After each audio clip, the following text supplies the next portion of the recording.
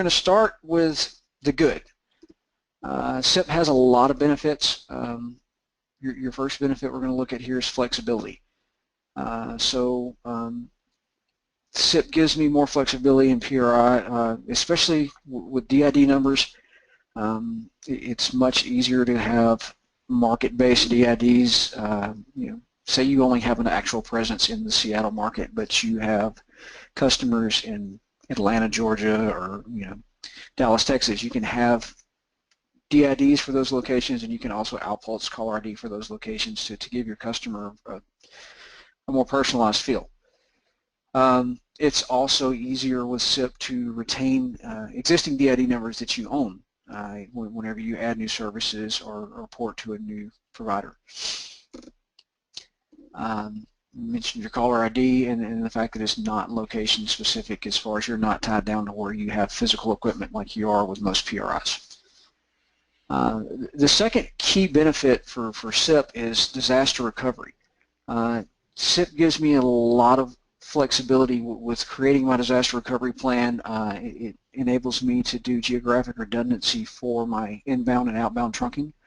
As you can see in the image here, if I have more than one location, I can bring in SIP trunks to 2 or 3 of my sites. If I have a failure, then you can set up automatic failover to where, say your primary site's down but your other sites are still up.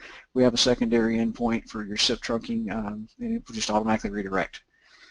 You also typically have, depending on the provider, a very easy to use web portal for forwarding numbers, forwarding DIDs in the case of an outage, or changing where numbers are out. And just to elaborate on that disaster recovery, I mean, again, SIP providers are not created equal, and so we can get SIP providers.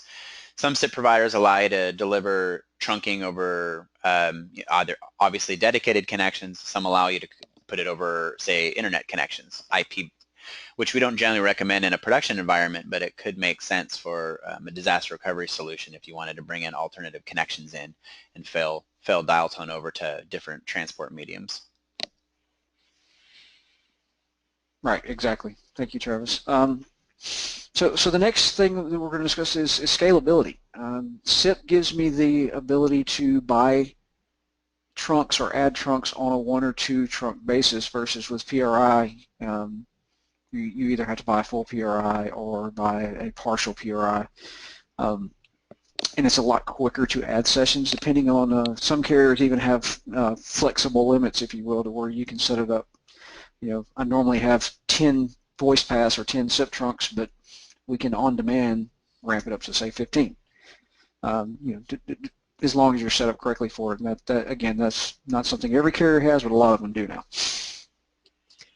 And finally, you got cost savings. It's just typically SIP is less expensive than PRI for your base service.